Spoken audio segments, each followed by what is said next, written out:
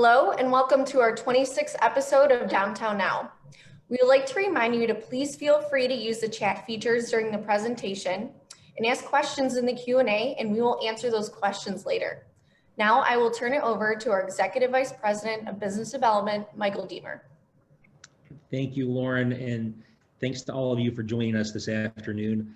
I will say at the outset that we are experiencing some technological difficulties, so please be patient with us if anything happens.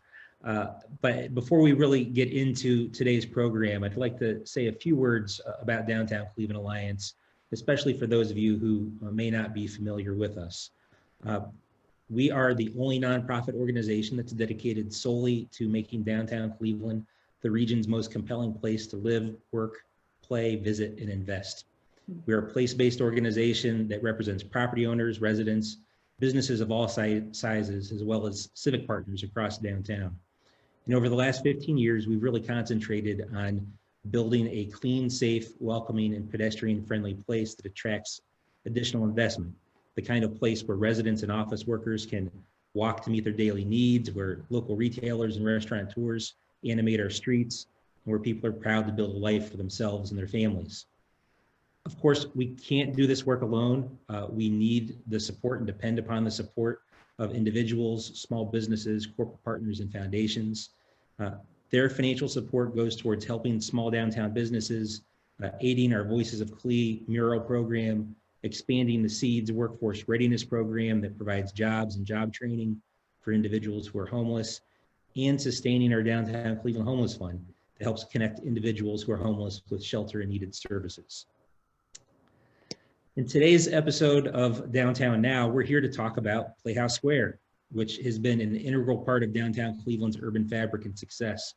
It's, of course, as I think we all know, the largest performing arts center outside of New York City. And we entered 2020 with the highest number of Broadway series season ticket holders in the country. Most importantly, from downtown's perspective, Playhouse Square is also a national leader in arts-oriented development, building a neighborhood around historic theaters and the creative spirit that fuels the arts.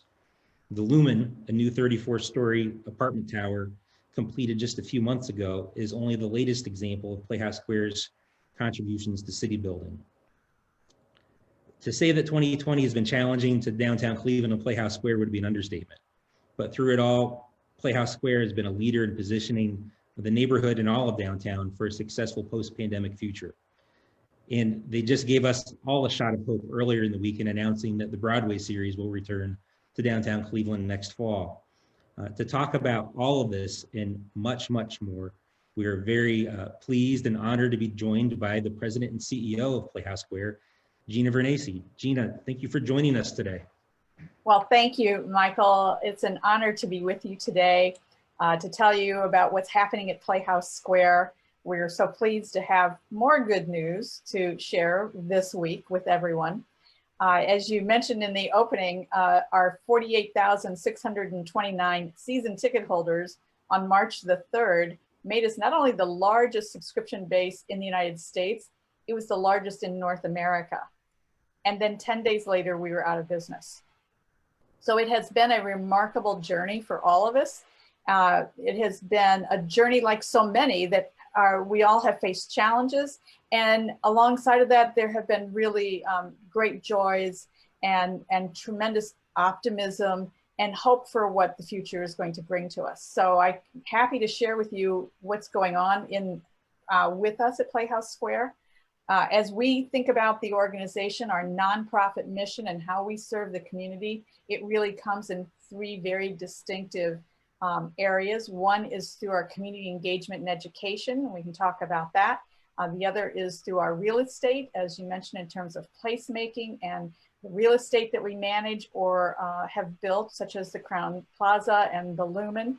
And then the centerpiece of it is what happens on our stages. So where would you like to begin?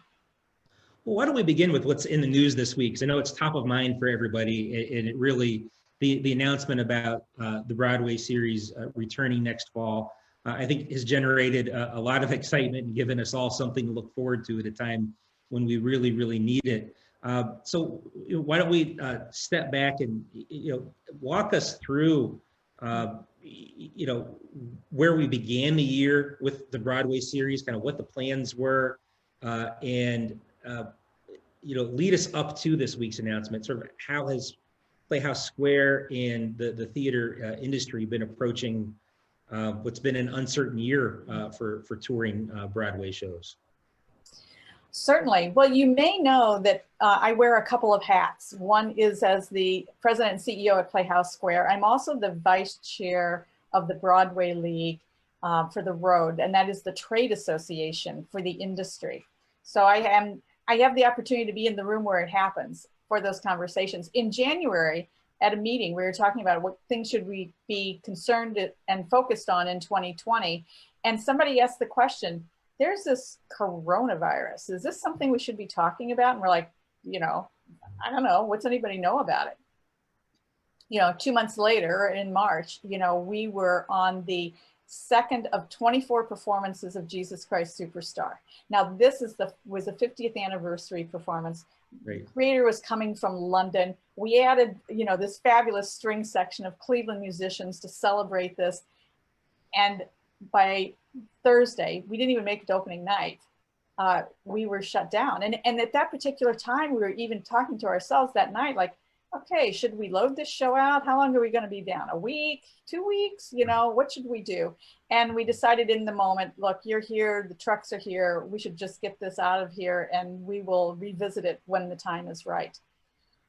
From what happened at that point in time, from an industry standpoint, was that the Broadway industry, we were meeting on a weekly basis, sometimes more than once a week, to talk about what is in the future, what can we do, how we just kept, you know, postponing when the tours could possibly begin. I will share with you, it's like death by 1,000 cuts, because as you keep trying to postpone your business a week at a time, it was just a painful decision. All in all, we at Playhouse Square ended up postponing or canceling over 680 performances and events. Extraordinary to be in touch far more with than Broadway audiences. series, obviously. Pardon? Far more than the Broadway series, obviously. Far more than the Broadway series. You know, what takes place at Playhouse Square is this incredible tapestry of performances and events that are shows that we bring in, like the Broadway series, or concert attractions. We have movies. We have events for families and children. And then we have these great resident companies at Playhouse Square who call Playhouse Square home and really engage an artistic community to live and work in the Cleveland area. All of that together is what happens on our stages. What we have found is with Broadway as the example, how it comes back is going to be very complicated. And what we had to finally do was just make a dramatic decision and say, rather than say it's not going to happen in, you know, January or February, we really had to think about what really makes sense. When do we think the vaccine might be out? How long is it going to take really for inoculation? And our conversations kept moving to April, May, June. By the time you get to June, it's like, you don't want to start in the summer. The world operates on a school calendar, and that's really what brought us to the fall of 21. Well, and as we talked about a little bit in preparing for this session, there's so much that goes into, you know, we all show up at the theater and we see a grand and beautiful performance, but there are literally months and months of work and preparation that go into putting that show together for all of us to enjoy, and that all those acts of putting the show together are hindered by the pandemic as well, right? Absolutely. And again, just using Broadway as an example, depending on what kind of show you are will depend on what your on-ramp is to coming back.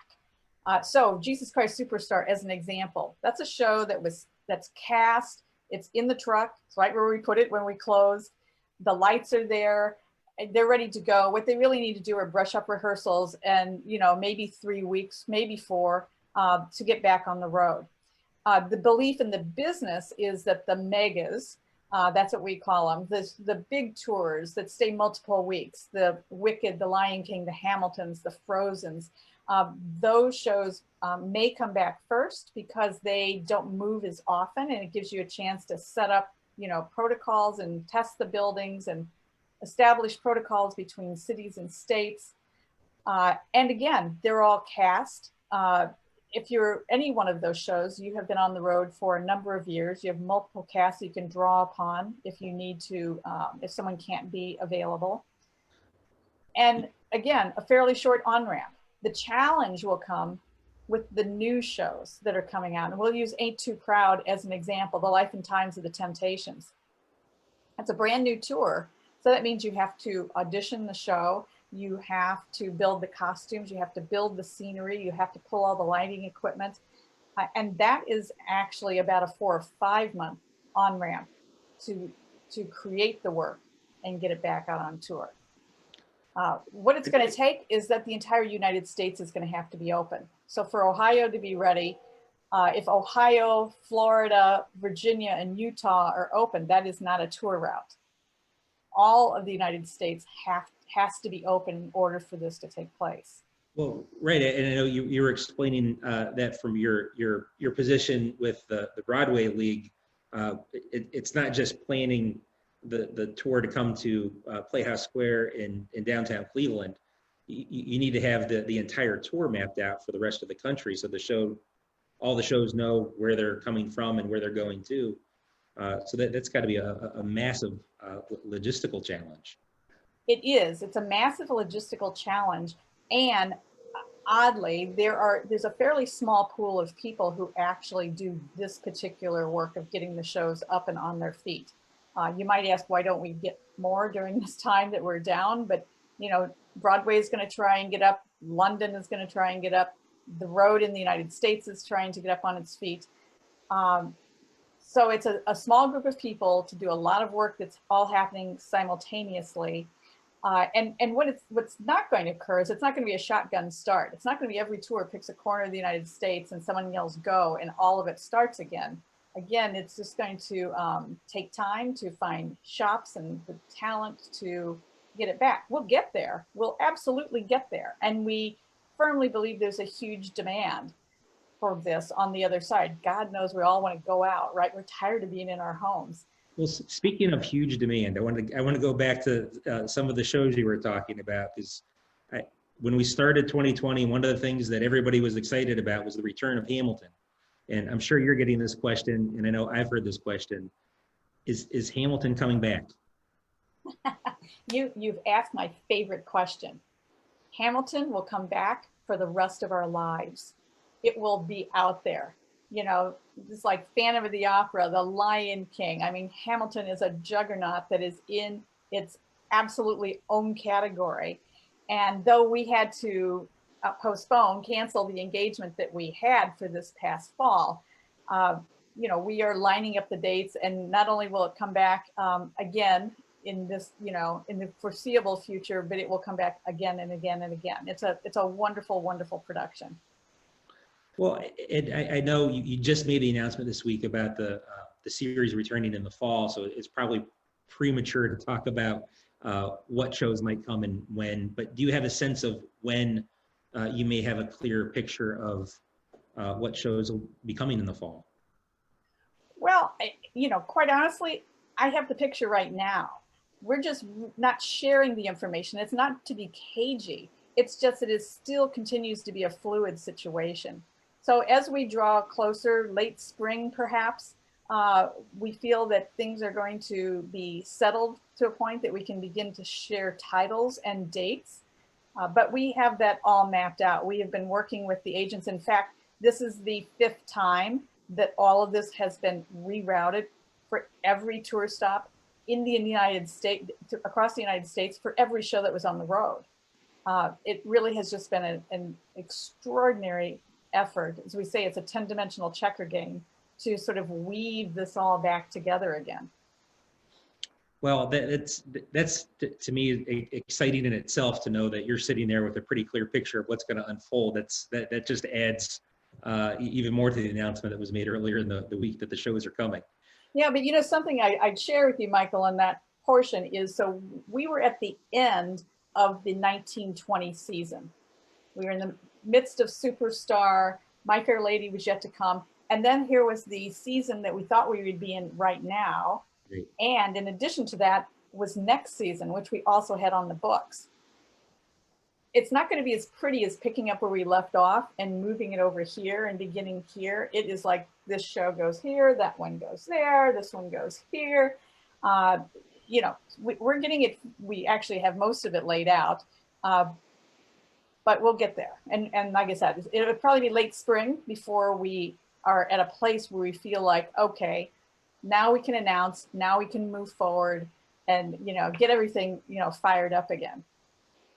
Well, you mentioned how the Broadway series is a big piece, an important piece, but one piece of Playhouse Square's theater portfolio. Do you have a sense of when we might see other performances return to the Playhouse Square theaters? Is there a chance that may happen sooner or on a similar timeline? What are your thoughts there? Well, our resident companies are still working on their plans. They have, many of them are delivering virtual content just as we are, engaging with communities all throughout Northeast Ohio, and are working on what their plans might be. I don't believe it would be earlier than the fall in their instance. And then there are the one-nighters, as we call them, the concert attractions. What we first need to do, quite honestly, is make sure we have the Broadway series in place. The Key Bank Broadway series it occupies so much of the time in the theaters that once that is established, then we'll start filling in with the concerts after that. But, you know, I think it will probably be fairly similar because, you know, we're going to be going right into the summer season where there are outdoor opportunities to have concerts. So I would anticipate, you know, Blossom, Nautica, venues such as that may be up and running perhaps before we are and which I would anticipate would be the fall. Well, since we are a downtown development organization, I'd like to turn the conversation towards Playhouse Square's real estate portfolio. You mentioned that's, you know, an additional pillar of Playhouse Square's portfolio. Can you tell us? Not everybody who's watching may be aware of how active and extensive Playhouse Square is in owning and managing real estate. So I want to get to the Lumen, but could you set the stage for us a little bit in describing Playhouse Square's role in real estate? Absolutely. It's so interesting that Playhouse Square has this very diverse business model for a nonprofit. And that actually stems back all the way to the 70s, the late 70s. And there was a group of visionaries who actually believed that if the theaters ever came back, that the value of the real estate that surrounds Playhouse Square would also have some value. And perhaps there could be a way to capture some of that real estate and build a portfolio that could eventually work for the benefit for the greater good. For us, that actually began with the purchase of this small pie-shaped piece of land where the Wynison Point building once sat on Euclid Avenue, where Huff Bakery was. And that site actually is now where the Crown Plaza sits. So that small piece of land actually became leverage to build a portfolio for Playhouse Square, where in today's world, we own or manage over 1.5 million square feet downtown and another 1 million square feet outside of downtown for others, such as light manufacturing, residential, office buildings. And in addition to that, all is the Lumen, which actually just came online in October for us. It really has been a wonderful vision for Playhouse Square. You know, they say one of Walt Disney's greatest regrets in building Disneyland was that he didn't own the land around Disneyland. And though it's a lovely experience inside the gates, it's a sideshow to get there. Right. So again, it's just so forward thinking, as real estate is, right? Real estate is about playing the long game, to think about how you could get that property, hold it, and it could become essentially a working endowment. And then under the vision of one organization about creating an experience that was consistent from the parking garage to the sidewalk, to the stage, to the restaurant, to the hotel. Well, speaking of the long game, let's talk a little bit about the Lumen. I know the site directly across from Theater Row has been one that Playhouse Square has wanted to develop for a long time. And here we are in the middle of a really challenging 2020, but lo and behold, the Lumen is complete, a beautiful addition to the skyline. Can you tell us a little bit about the project, what it's taken to get it done, and what your thoughts are now that it's been completed? Well, what it took to get it done was the faith of our board, the trust of our board, and the tenacity of Art Falco. Together that is a force to be reckoned with. It was never our intention actually to be the developers of the project. And it was only because we kept finding other developers who couldn't make the numbers work that we stepped into it. Where as a nonprofit, it was very clear that we could operate at a lower margin because we're a nonprofit and still accomplish this great vision for Playhouse Square. I will tell you today, when you walk in, it's a $140 million project, and you walk in the front door of the Lumen and you feel as though you have walked into a 5-star hotel. It is an experience that lifts you up. The design, the airspace, the finishes, every aspect of that building to me is lovely, engaging, and you just feel like you have absolutely stepped into someplace that you haven't been in the city before. We're pleased, so this is great news, right? We just officially opened in October, was our official launch. When you consider that we opened the leasing office in the midst of a pandemic, it was a construction site, tours had to be done virtually, and here we are today, 35% of those apartments are already spoken for, and many people are calling Playhouse Square home. We always would like more, right? You'd always would like it to be a little bit more than it is, but we really feel like we're off to a good start, and it's really a beautiful, beautiful property.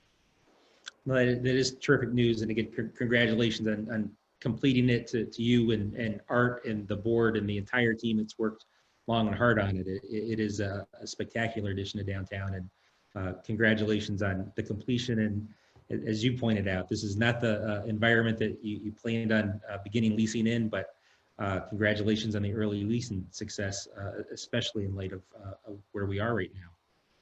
Well, thank you. And I also, would like to note that the financing of the Lumen was something that was really quite creative. Art worked on that with my colleague, Patty Gall. There was a consortium of banks. We were rated by Standard & Poor's, sold bonds. I mean, it really was every no sparked 4 more ways that we were going to find out how to get the yes. And that, to me, one of the beautiful things about that building is it rises like a phoenix in the middle of Playhouse Square. And boy, if anything says about the imagination, the power of the arts, how you can think out of the box and think big, and what that can do for a community, I think that stands as a physical testament to that. Well, I think you're right. The Lumen is a great physical testament to the arts impact on the community. I'd like to now pivot to talking about some of the more intangible impacts. And you alluded to it at the outset in talking about some of the educational programming and things that Playhouse Square does in the community. In addition to the pandemic and the public health issues that have been so central to this year, issues related to racial equity and social justice have also risen to the fore. And I think it's fair to say that diversity and equity have always been core values of the arts community. Can you tell us a little bit, just generally for folks who may not be aware, and we can get to some of the special things and adaptations you've had to do in 2020, but tell us a little bit about the work that Playhouse Square does in the community, particularly to engage with students. Certainly. We're so proud of our work in this area. Normally we would have, in a season such as this, we had 9 shows booked throughout the year where we would bring, thousands and thousands of students to Playhouse Square to see these shows. Those are those days when you see those yellow school buses lined up and down Euclid Avenue, and it's so exciting to see all this energy come rushing in the building. What we've done with every one of those productions is to get the license, to work with the producers directly, and to make that available virtually. So beginning actually this week, it begins with a performance called Airplay, which we launched actually here at Playhouse Square a couple of years ago. This is one of 9 performances that we are making free. Yes, that's free to every school in the Cleveland Municipal School District. We already have 650 classrooms that have signed up. That represents in total 13,000 students, 9,000 of which are a part of the Cleveland schools. In addition to, it's not just about streaming those shows.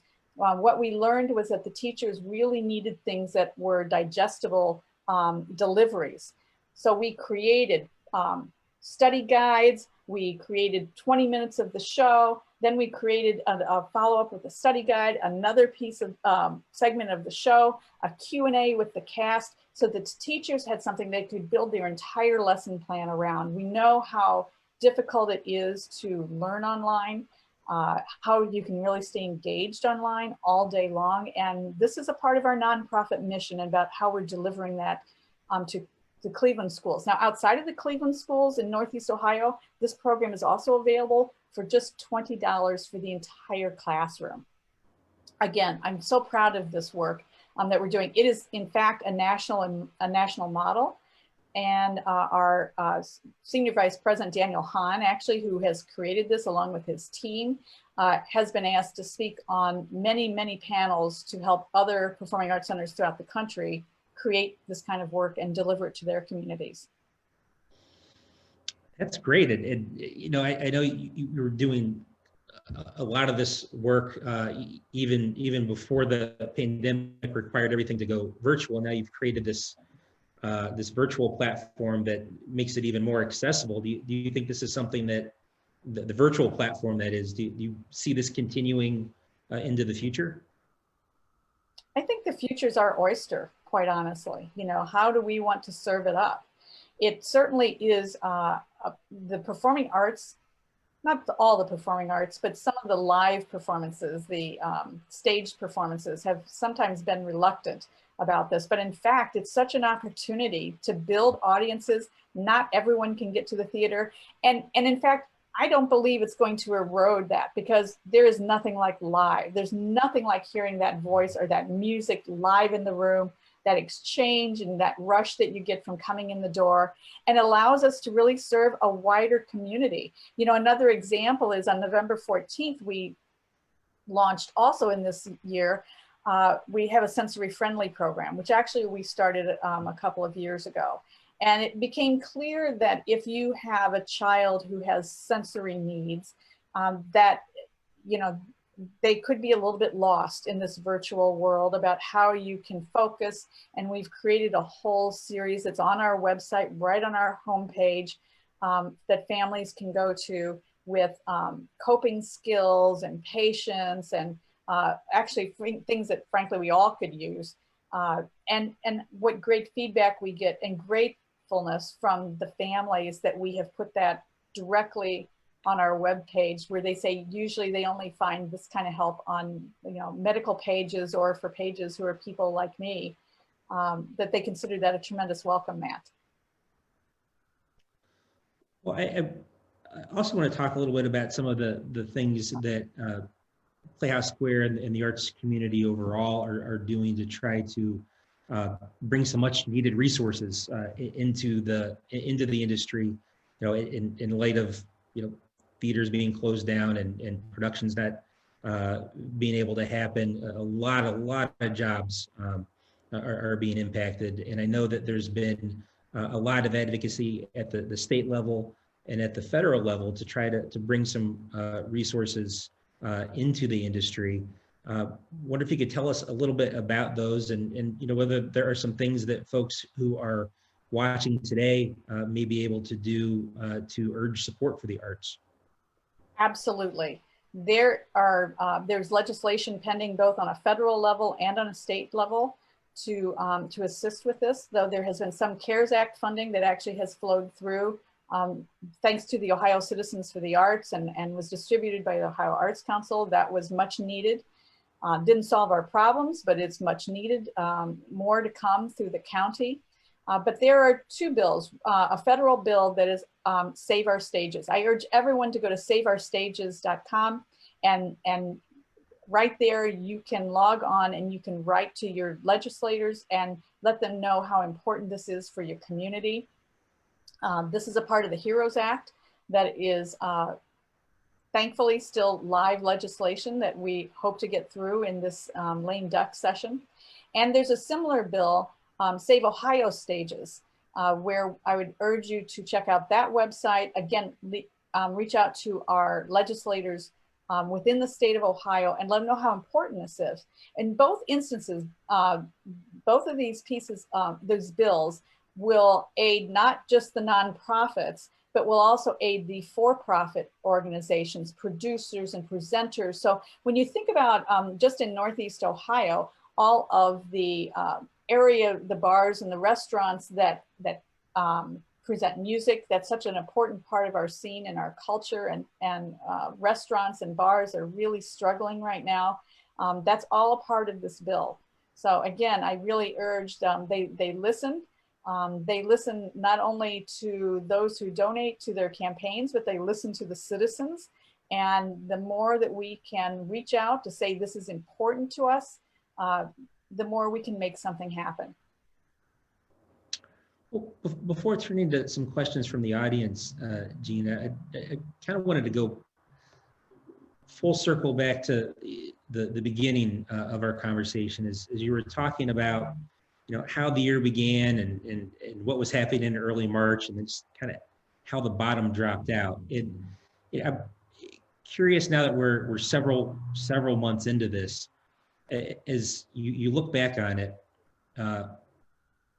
when you realized how much the world was changing in mid-March, if you'd tell us a little bit how you approached it as a leader of a big organization with a lot of employees, an important role of the community.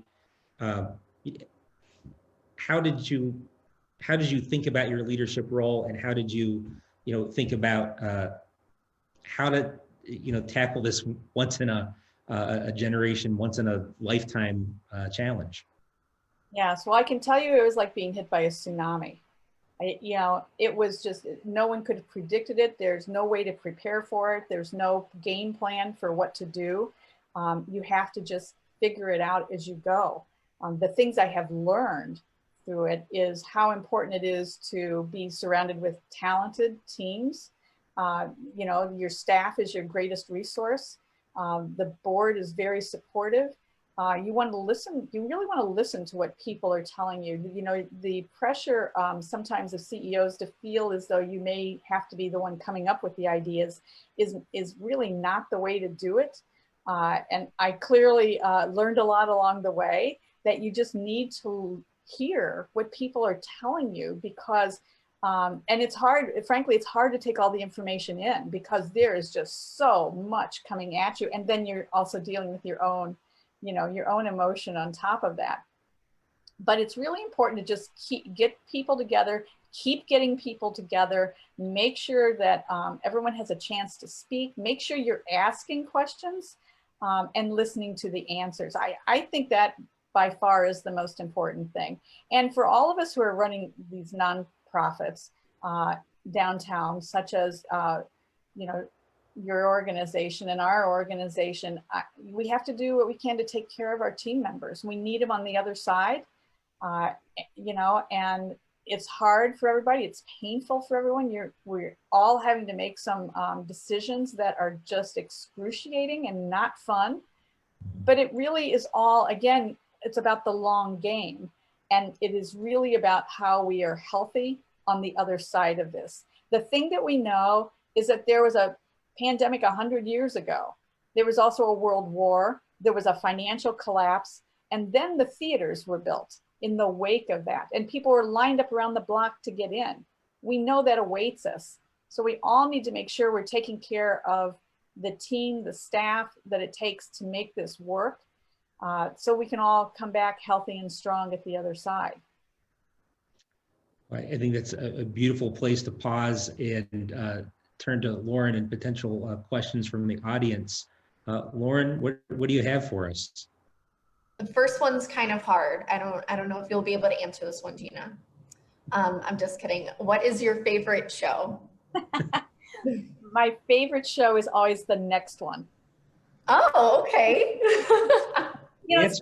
they're kind of like your children, right? You can't just pick one. Yeah. You know, it's so interesting to me because when you think about shows and you think about your own personal taste, sometimes your own personal taste doesn't always make the difference. I love watching the show and turning around to see the audience as much as I love watching the show itself, because I love to see what's in people's eyes, how they react to it, how they lean into it. And so, like I said, the next show is my favorite one, especially in this time. You know, that next one is going to be really a welcome sight for all of us. All right. Pandemic aside, how has Playhouse Square over the years ensured that it continues to grow its programming to include more diverse shows, bringing in more companies, and keep Cleveland at the cutting edge of performing arts? Well, you know, that is a really good question, because that has diversity and social equity and social justice has always been something that's a part of the dialogue at Playhouse Square. And actually now it's just more than ever. When we come back, you know, we are reaching out, particularly, actually even right now, not when we come back, what are we doing right now about that? With our community engagement and education programs, we have a whole program that is all about social justice that is being made available not only to the Cleveland schools, but to the schools in all of Northeast Ohio, where teachers may be struggling about how they might deal with it in their particular communities. And again, we're supplying the dialogue and the programming right now that can be accessed virtually to assist with that. You know, the future is in the hands of our children. We do have to lead the way and make it available. All right. Next one is, with the successful completion of the Lumen, is Playhouse Square looking at more residential development opportunities? Well, we're always looking at opportunities. We don't have anything, you know, currently on the drawing boards. We are eager for the opportunity of having the Lumen leased up, and then we'll move on from there. But we've always had, you know, thinking about what's on the north side, we call it the north side of the campus, what's on the south side of the campus. Again, we want to think about the land around our version of Disneyland and what you can do. You're never done, and you can never stop on your last success and think you've completed. In fact, there'll be a time when we look back on Playhouse Square's history and we'll see that we were just at the beginning right now, not at the end of what our imaginations could do for the district. All right. How do you think the Broadway touring industry will change or has changed, and how will that affect the coming seasons at Playhouse Square? Well, it's a little hard to say yet how it has changed because it hasn't happened yet. I know there are a lot of conversations out there about how can we possibly deliver anything virtually, because there may be a number of audience members who aren't quite ready to return yet, but how do you not leave them out and keep them engaged and keep them with you? There are a number of things that are being explored in that regard. Nothing set yet. In terms of how shows are produced, you know, what is so interesting about the business model of touring Broadway, it uses technology in the actual delivery of what happens on stage, you know, in terms of hydraulics, but it's still a handmade object, you know. Costumes are sewn by hand, sequins are sewn on one at a time, dance moves are learned one step at a time, lines are a word at a time. The essence of what we do may not change all that much because there aren't efficiencies to gain. You can't play the music faster and become more efficient, right, at what you do. But I think that there might be more efficiencies, perhaps in the way shows are designed, how they get in and out of the theaters in a more efficient way, because the greatest expense for the show is what we call the load-in. It's when you're unloading those 8, 10, 18 truck shows. into the theater and the time that it takes to get that set up. The amount that it takes to actually run the show is fairly small compared to what it takes to unload the trucks and then pack the trucks back up at the end. So I think we might see some efficiencies there. Do the theaters receive ongoing maintenance through all this? If you didn't use your car for a year, you might wonder if it's still started and operated properly. Boy, is that a smart question to ask. Absolutely. You know, if you don't open the barn door falls off, right? So we have brought the crews into the theaters because that equipment is, it's very expensive, and you need to make sure that it all continues to operate safely. You know, there are hydraulics that have to be run and line sets, you know, all those pipes that the scenery is attached to all have to run in and make sure that everything is functioning. It's even something as simple also as going through and making sure that you flush all the toilets in the building. You know, I mean, things that you don't think about when there's a million people coming in your door, but all of that is actually a part of the maintenance of a building, and that is absolutely what we are continuing to do. Great question. For sure. And I know the bathroom situation during intermission goes very smoothly at Playhouse Square. The red coats are, you know, pushing everybody out. So I appreciate that. No, we try. Noting the positive feedback for the return of the Broadway tour series, what kind of community impact does Playhouse Square have for downtown Cleveland, or have on downtown Cleveland? Well, it's a tremendous impact. We know that the economic multiplier just from Broadway alone is 3.2. So that means that for every dollar that's spent on a Broadway show, that an additional $3.2 is spent in the community, dining, hotels, parking lot, and how that sort of spins through the economy. So it is a very important driver. We are all eager for it to be back and just add the life. You know, downtown is the heart of your community. And, you know, we love it best when the sidewalks are full of people. Well, and I'll just second that from our perspective at Downtown Cleveland Alliance. The economic impact of Playhouse Square is one thing, but the symbolic impact, the cultural impact, the impact on the vibrancy of downtown and the attractiveness as a place to live, work, and play is pretty incalculable. So we're looking to having the theaters and the back full. Well, we do, I think we might hit a little technical speed bump here, but I think the essence of this is that, you know, we're all eager for the theaters to be back. We're eager for people to be employed. We're eager for the artists to be employed, for the resident companies to be doing their important work in the community as well. You know, the arts and cultures, what civilized communities have is culture and arts. And that is what separates us from, you know, we have opposing thumbs, you know, it's so you can flip through a program. It's so you can, you know, get that credit card out and buy a ticket. It's a part of what makes us so interesting and so great. Cleveland has always been an important stop on the road, an important theater town, an important cultural, you know, community. We know that from our great museums that we have here. And of course, you know, our tremendous orchestra. There's so many things that are so beautiful, and we are the sum of our parts. All of us are good because all of us exist. So we really want to do what we can to help each other, to prop each other up, to promote not only to this community, but to bring people in to see what we have. Cleveland is a real jewel. Well, I understand our internet connection, at least on my end, may be a little bit slow, so I apologize if I'm cutting in and out.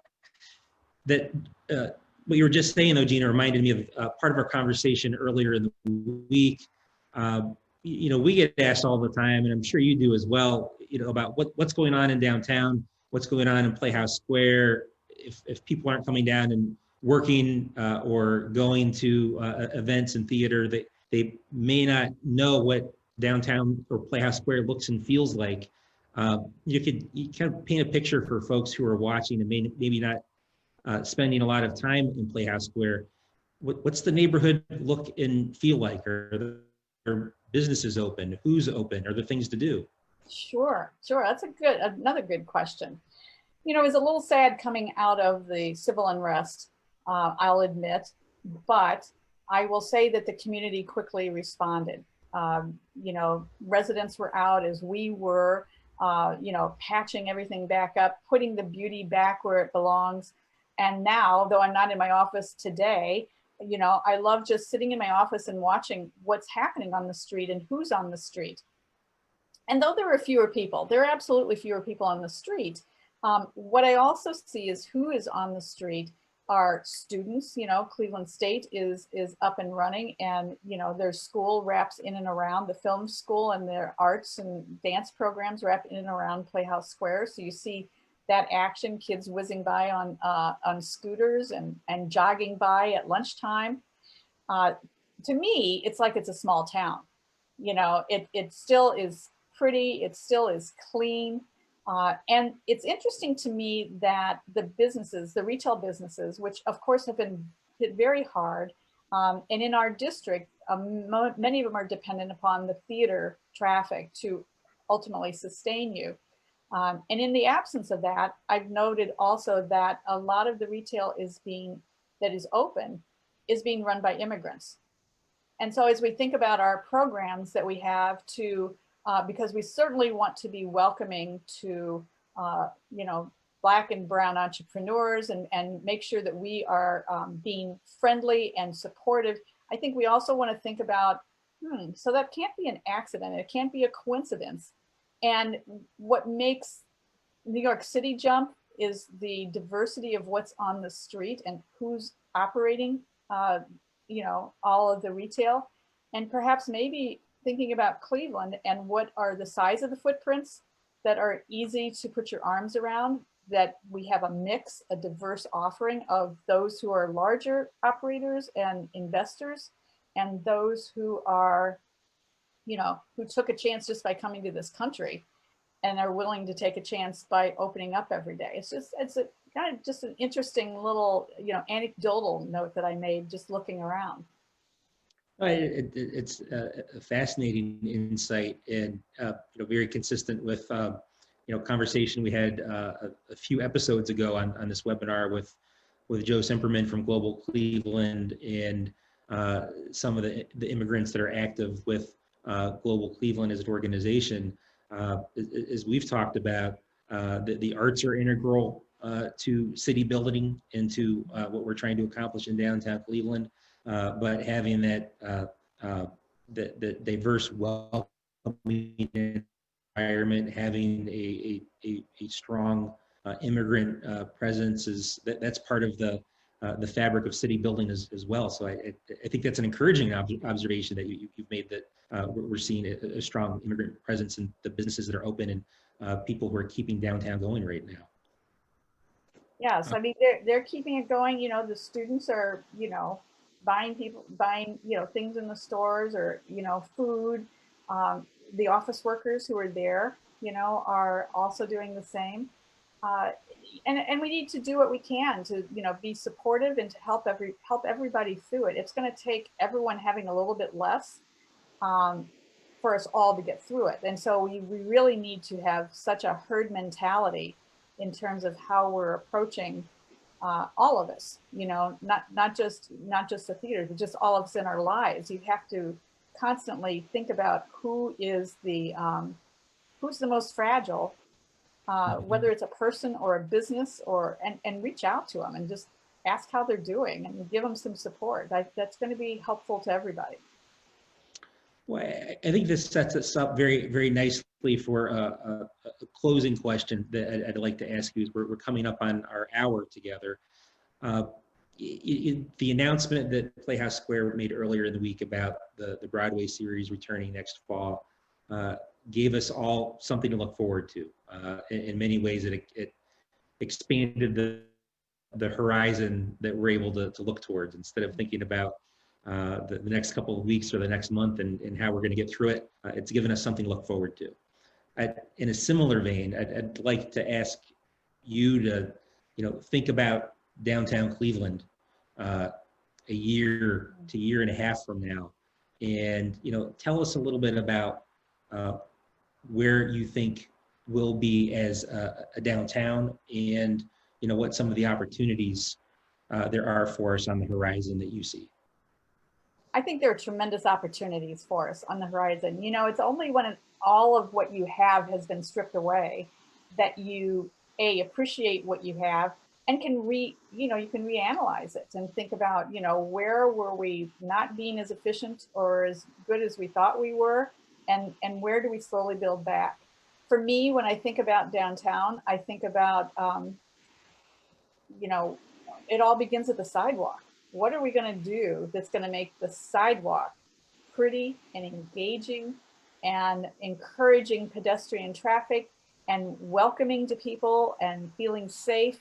I think that every effort that we make needs to be with a sidewalk engagement, because when you get out and put your feet on the side, outside of the car, that's literally where the rubber meets the road. What can we do with plantings? What can we do with music? What can we do that just sort of fills that space? I also think about cities like, I've visited Nashville, and how that is a city that has built an entire economy around the concept of music. And here we are, we're Cleveland, Ohio. We have such a great music legacy in the city. Like, how could we take that, what we have with the orchestra, the rock hall, what happens at Playhouse Square, all these great clubs, and how can we build a musical scene that helps those who exist and then creates a centrality to it as well? Because, when the heart is strong, the extremities are strong as well. Well, I think that's a good, inspiring place to close. Gina, I really want to thank you for your time today and sharing so much of your insights about what's happened at Playhouse Square this year. And thank you for your leadership, not just of Playhouse Square, but through Downtown Cleveland Alliance and in the community. We're very fortunate to have your leadership in our community, and very grateful for it. So thank you very much. Well, thank you. Thank you. What you're doing for the city, what Joe Marinucci is doing, your great visions as well we're the sum of our parts. That's also important. And it's not about what's happened at Playhouse Square. The best is yet to come. We'll look forward to seeing all of you at the theater again when it's safe. Thanks, Gina. Well, I appreciate it. Great conversation. Great. Thank you all. That's something we Looks can like all look Michael forward to. Great. Well, if I'm unstuck, thank you, Gina. Thank you, Lauren. Thank you to the whole team at Downtown Cleveland Alliance. And thanks to all of you for joining us. We're going to be back in 2 weeks with another episode of Downtown Now at a special time, 4 o'clock instead of 3 o'clock. So 4 o'clock on December 17th. We'll be joined by Mayor Frank Jackson in partnership with the Downtown Cleveland residents for a special edition of Downtown Now. I hope that you will all be able to tune in and join us. Until then, thanks again for tuning in, and thank you once again, Gina, for participating today. My pleasure. Take care. Thank you. Thanks, everybody.